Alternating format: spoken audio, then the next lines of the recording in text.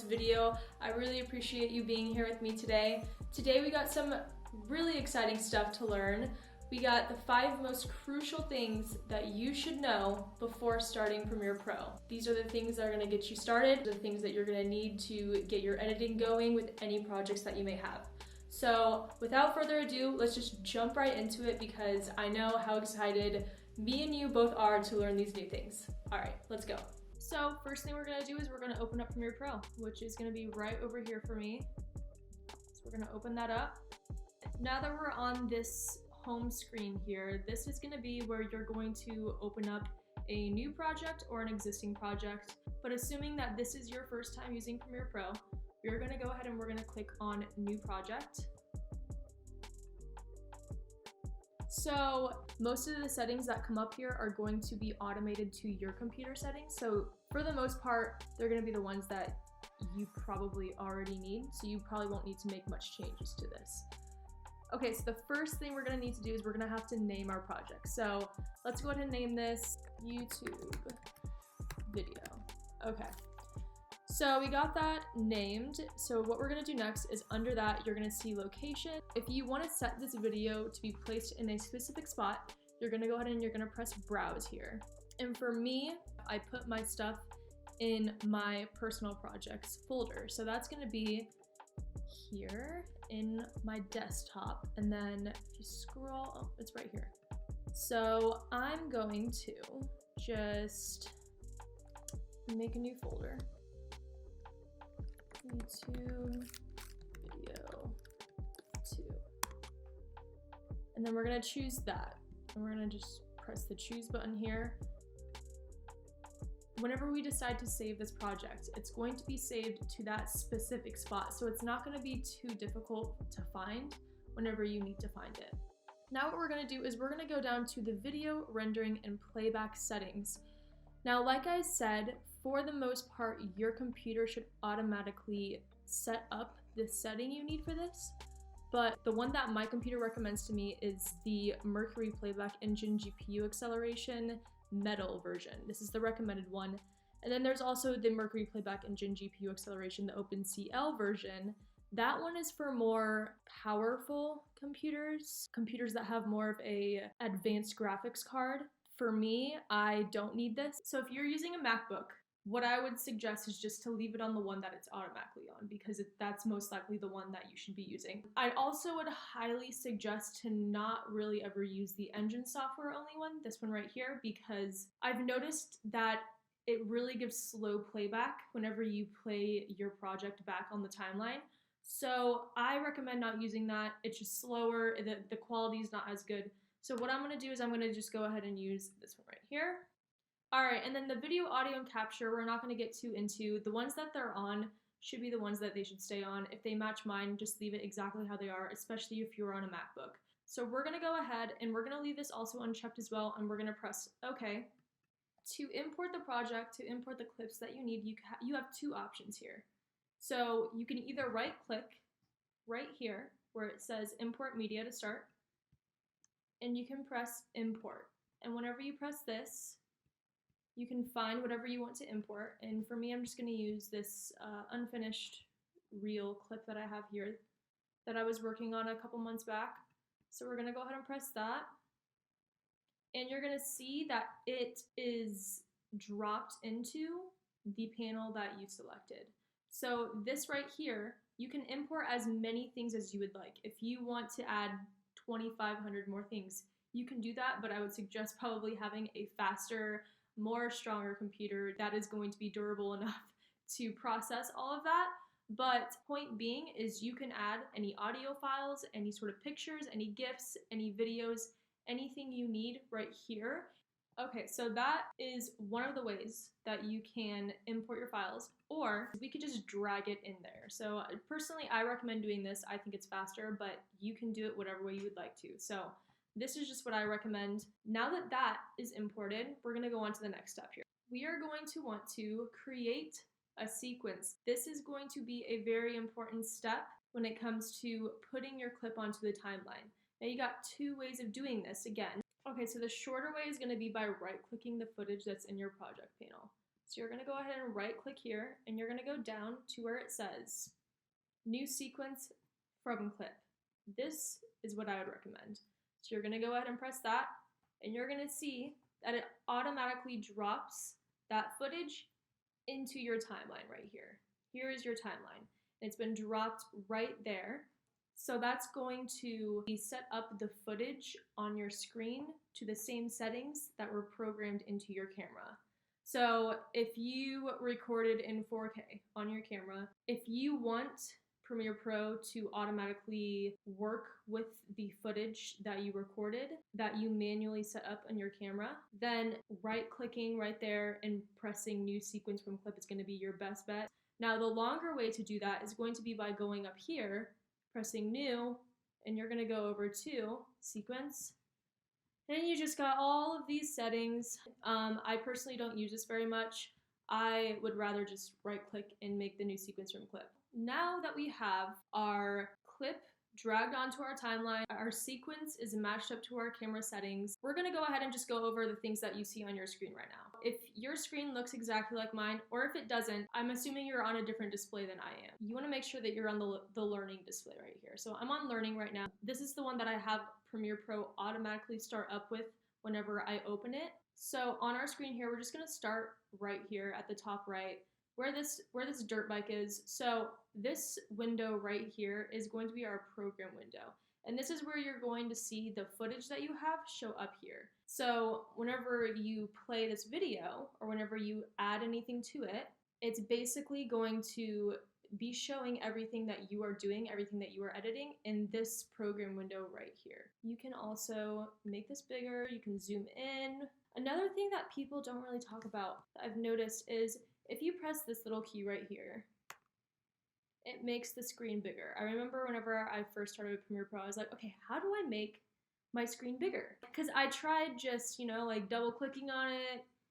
When you double click on it though, whenever you do this, you're able to move it. So that's the best way to make your footage full screen. So that is your program window. We're gonna bring it back down to the regular size though, just so that we can look at everything else. Next thing we have is going to be our audio meters window right here. It's just basically going to identify if your audio is too low or too high. It's a window that should automatically pop up whenever you open it up, and it is pretty important just because you don't want your audio to be too loud to the audience, because that can just give them a headache, and you do not want that. If you do end up seeing it go like to the red zone up here whenever it starts playing, you can just bring down the audio. So for this one, I'm actually not, I thought this was the one that I had my audio connected to, but I do not. So I'm gonna find that one real quick. Final reel. Oh, I just almost found it. There we go. So we're just gonna drag this in here. I just wanna show you guys what I mean by this, because I don't want you guys to be lost with this at all. So we're gonna go ahead and we're just gonna drag this in. So this one right here, it does have audio, so you can see the audio meters window right here. You can see it go up. I'm gonna turn that down because I'm sure I'm like hurting your ears. I was just talking about it not being too loud for the audience, or they're gonna want to leave, and it's just probably like bursting your eardrums right now. I'm so sorry. So we're gonna go ahead. Right here at the top, it gets red. So that means it's too loud. So what I would recommend if that's the case is that you zoom in. You can use your mouse pad. If you do not know how to zoom in, you can just use this bar right here at the bottom, and this is just gonna let you zoom in and zoom out. If we want to adjust the audio, we're gonna just go down to this. Our audio file, this is our footage file. And you can see whenever you go like that. So this right here is our audio, so we're gonna go ahead and just drag this down a little bit. And hopefully that's down enough to the point where it's not gonna be red. Yeah, see? You can see that it's not going to the red point. But because of that, I do highly recommend that you have the audio meters window open. Okay, and then next to the audio meters, we have the timeline. And like we said, we already spoke about this before. This is just where the clips show up. This is where you can drag the little line here to figure out where you would like it to edit next. And I'm not going to go too into depth with this stuff right here. I can make a separate video on this just because this could take a while and I don't want to take up too much of your time with this, but I will go over a couple things here. But next to the timeline is going to be our tools panel right here. And I am going to go more into depth with these tools in a minute. I just wanted to let you guys know that this is here. This is where you're going to be selecting things, you're going to be moving things, cutting things, adding text to things. Like, this is very important as well. So toolbar right here. And then next to that, we got the project panel, which I've already explained to you, very important as well. Now the source window, this one right here in particular, let's just say that I cut out a specific small sliver of a clip and I wanted to just look at that area of it. Or if I wanted to just take the audio or the footage of one thing, then I would just drag it down here. Now that's just the footage. There's no audio to it at all whatsoever. So now you don't hear any breathing, you don't hear the music, you hear nothing. So this is really convenient whenever it comes to things like that. We're gonna go ahead and close that. We're just gonna leave this little program window open. Now that we've gone over all of those windows, we're gonna go over all of these editing displays that you can use. So we got the learning, that is where we started on. This is the one that your Premiere Pro should automatically open up with. And if it doesn't, that's completely fine. You can just move over to it. This is the one that we started off using. You can go to assembly, you can go to editing, you can go to color, effects, audio, graphics, and libraries. For the sake of this video not being too long, I'm just gonna go to the effects layout. I'm gonna go ahead and just click effects here. This is just the one that I prefer editing with. I prefer having my project panel up here. I prefer having all of my effects right here, down below it. I prefer having my tools right here, my effect controls. We're gonna get to that in a little bit as well. If you do not see any of these things here, if you do not see the effect controls, if you do not see the program window, the tools, the source panel, the timeline, the audio meters file, you can find all of that up here at Windows. So audio meters is checked, captions is checked, effect controls, effects, essential audio, graphics, history, markers, tools, workspaces. The ones that I would make sure that you have are going to be the ones found in the learning display. The ones that are on here are going to be your most important ones. Now, if you do prefer having the source monitor out, you can go ahead and press source and it will pop up again.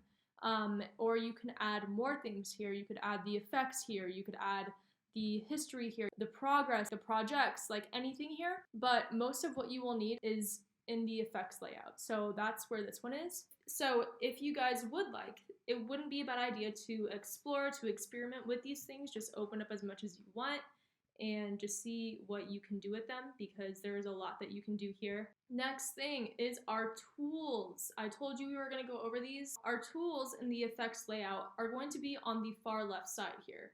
And you can see that what is selected is the selection tool. And if you hover over it, it will actually tell you selection tool, and then it will have in parentheses the letter V. So the letter V is a shortcut to selecting the selection tool. So what the selection tool does is you can basically move this wherever you'd like it. You can move it like that, move it like this. You can move the audio. You can move the opacity of the footage.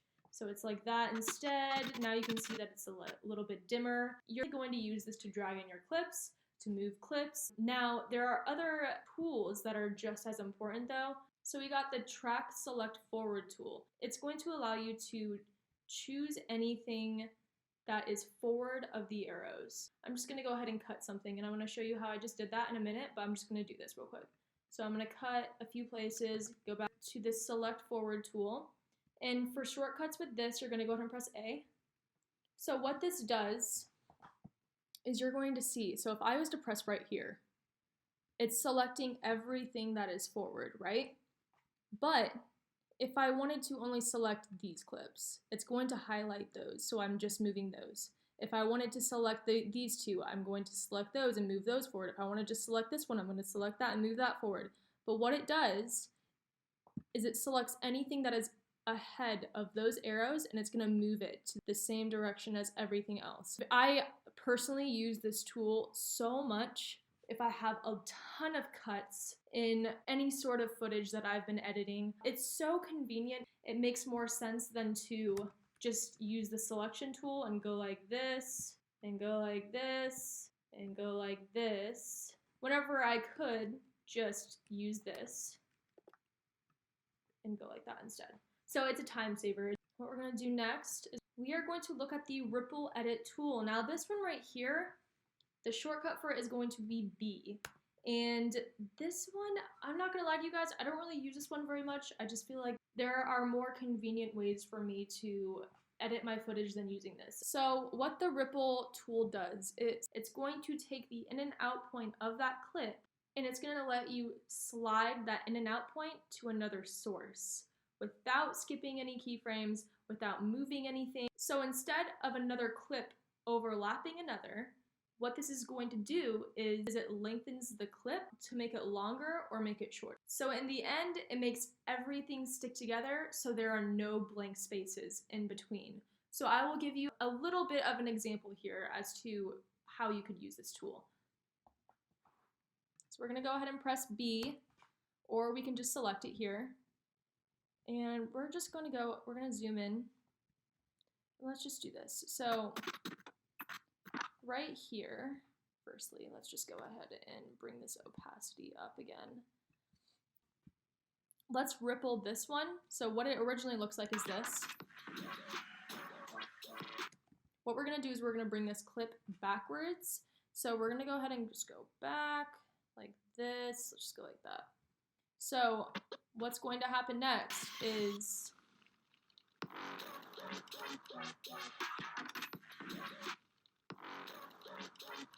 okay, so you see what it does. For me, I personally, like I said, I don't use this tool very much. I just needed to show it just because I wanted to go over all the tools with you, but it is there if you do need it. Next, what we got is going to be our razor tool. This tool I use so much. This is on like my top of the list. Shortcut for this is going to be C. So you can use, I usually just switch from selection, which is V, to C, the razor tool. So this is what I used before in order to show you how the track selection tool works. So what I used was the C tool, which is the razor, and you can pretty much just cut anywhere on here.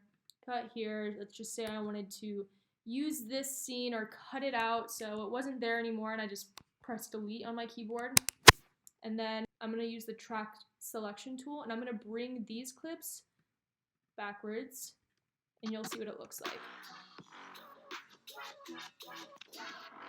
It just skips. It's super easy to use. I love using it. It's one of my top tools that I use every single day. Okay, so the slip tool, guys. The slip tool is up there with the ripple tool as well. I don't really use this one very much. To use the slip tool, what you're gonna press is you're gonna press Y. So this tool can be great for fine-tuning clips. It's gonna be very convenient for having a lot of clips on your timeline that are back to back. And then you realize, oh, hey, one of those clips comes in a little bit late when it comes to the in and out points. What you can essentially do with this slip tool is you can take those in and out points and move them in the same spacing and in the same amount of frames of that single clip on your timeline. Let me just show you a little bit of what I mean by that. We're just gonna use this scene right here where this eye happens and then the opacity is down, but it's fine.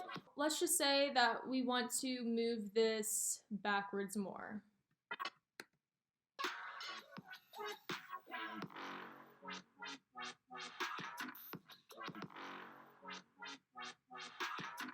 It repeats it, it brings it back to the same amount of keyframes, the same amount of in and out points that it was originally put up. Again, I don't use the slip tool very often, but like I said,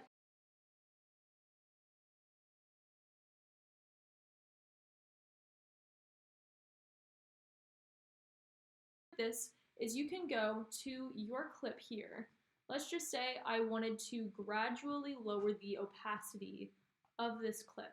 You're gonna go ahead and press the video keyframes line right here. And if you cannot find this line, you're gonna find it where this wrench tool is in the show video keyframes right here. There should be a check mark next to it and it should be blue. If it's not, then go ahead and click that until it turns blue. All right, so once that is clicked, let's just say I want to gradually make this opacity go down whenever it goes into the next scene.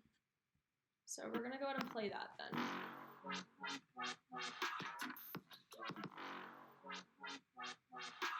What that does is it just slowly dims down, which is very nice to have. There are other ways to do it. What I usually do is I would just cut a scene right here, and if I wanted this to go down, I would just do that instead. But what this does, it just makes the transition of the opacity so much more smooth and seamless than that. And with the pen tool, you can also do the same thing with the audio as well. So let's say I wanted the audio to gradually go down. I'm going to bring that down right here, and we're going to go like this. So it goes down gradually. What we have next is we got the hand tool. For the shortcut of the hand tool, we're going to go ahead and just press H. I already have it selected though, so that is why it is blue. And what this does is if you have a ton of stuff on your timeline, like let's just say that I wanted to duplicate all of these, I would press Command C or Control C if you are on a Windows computer, and I would paste it by bringing this little timeline line here and press Command V. Now I have a lot more clips here, and if I'm zoomed in and I want to just move this around, I would go ahead and just press H and I would just move this around. I don't use this very often. I prefer to use this little line at the bottom here, but I use this right here so often, very, very often. And last but not least, guys, we have the text tool. And what you can do is you can pretty much just type anything that you want here. And what we're just gonna type it, hey bro, what's up? Text tool is a very good thing to use. I use that pretty often as well, especially if I'm making some sort of lyrical video or I'm making a video that needs subtitles or anything like that. It's very nice to use. Glad we got that done. Let's go ahead and move on to the next thing. Okay, next thing we got is going to be our effect controls panel. The effect controls panel, it's going to show up whenever you are on the effects layout, but whenever you are on it, you should see effect controls right here. And under it, you're going to see that there is nothing there, but it does say no clip selected. So what that's telling you is to select a clip, and then all of your options are going to show up as to what you can use to use the effects on your clip. Let's go ahead and just select the fiery hand clip that I have here that I made. Whenever I click on any clip on this timeline, if it's cut, if it's a whole clip, it's going to show up in the effect controls window right here. We're not going to get too deep into this, but I did want to show you the most important ones where you can at least make some basic animation to it. This is going to be the two things that are going to be the most crucial for you to know when it comes to the effect controls panel. And again, if you do not see the effect controls panel, you can go to the window and you can just make sure that the effect controls is checked. If it's not, go ahead and select it. So whenever you selected that clip, you're going to see that motion, position, scale, rotation, anchor point, anti-flicker, filters on, the opacity, time remapping. You got a bunch of different things here, but the things that we're going to stick to focusing on today is going to be the motion section, which is going to be the position and scale. So position and scale, these right here are your prime areas when it comes to making your basic animations. So let's just say I wanted to make this clip move. What we could do is we can just go over here, the left side, the 960 is going to be moving it horizontally, and the 540, the number to the right, is going to be moving it vertically. So what we can do is, let's just say we want to move it over to the right a little bit. So what we can do is we can either press motion right here, and we can just move it like that, or we can press Command Z to undo that setting, and we can just move it like this. This is usually what I do just because it keeps the vertical setting exactly how it is, just so it does not move. So you can either move it right, you can move it left, you can move it up and down. That's going to be your basics of moving that. So you can see whenever you play it back that scene is over to the left a little bit. So I do want to also focus on scale as well. And right there, I just pressed Command Z to undo all those settings. So we're back at the normal rate. So we're going to go ahead and mess with scale too. So scale is going to be the zooming in and zooming out, how close it is to your image. It's at 100 right now, so we're going to go ahead. Let's just try bringing it there. So you can see that it's zoomed, and you can move it down right here. If you would like this scene to be like that, you can just play it, and it's zoomed in. Or you can do the opposite. You can zoom it out as well. I'm gonna press Command Z, and I'm gonna zoom it out. So we're gonna go like that instead. We can play it back, and it's zoomed out. So scale, position, very important. Now, if you wanted to add some movement and make it gradually move instead of it just jumping to the next scene and it's zoomed out, you can see next to position and scale that there is a little stopwatch next to it, and the stopwatch is going to be for keyframing. Let's bring this right there, and we're gonna go ahead and press position. You wanna make sure that this line right here is at the beginning or the middle, wherever your desired starting point is for your clip to start the animation. So right here, I'm gonna have it be at the beginning of this clip. I'm gonna go ahead and press the stopwatch next to position, and you can see right here that there is a little keyframe here, and there is a blue dot that means that you are set on that keyframe. So what you can do next is you can use your little arrows on your keyboard to go over a few times. So let's just go 1, 2, 3, 4, 5, 6, 7, 8. And we're gonna move this over like that. And then let's go ahead and do the vertical. 1, 2, 3, 4, 5, 6, 7, 8, 9, 10. Doesn't have to be that much, but you can see that I went first horizontally and then vertically for my animation. So let's go ahead and play that back. So we can see whenever we play that it moves to the direction that I placed those keyframes at. So it's a very nice thing to have. I mean, I did, with my editing reel, I used keyframes so much. I mean, not in exactly this type of scenario right here, but there are a bunch of creative ways that you can use keyframing, like so many different ways. So keyframing is a huge, huge thing that you should definitely learn for sure, because you can come up with super creative ideas. Experiment with it, add as many as you want. If you want to add just a random keyframe that is in the same spot, you can press this button right here. So this keyframe is in the 1128 and the 786. So if I was to go over another 3 times, 1, 2, 3, and then I wanted to bring it back over to the original spot. So it was 960 and 540. Let's go ahead and watch that back. And you can see that instead of it just going straight up like that, it gradually does it. But since I went over 3 keyframes, it makes it look faster. But if I wanted to bring a keyframe over so the transition to that going up is slower, you just move this last keyframe over, and you can see that it's slower. So keyframing is super handy tool to use. Look into it, super fun. If you have any questions about it, definitely comment below and I will be able to help you out with that. Last section of this tutorial. So we got the effects panel. This is different than the effect controls. The effects panel, if you are under the effects layout right here, you're going to see the effects panel right here. And if you do not see it, again, go up to window and you can find the effects right here. And you will see right here that the effect shows up.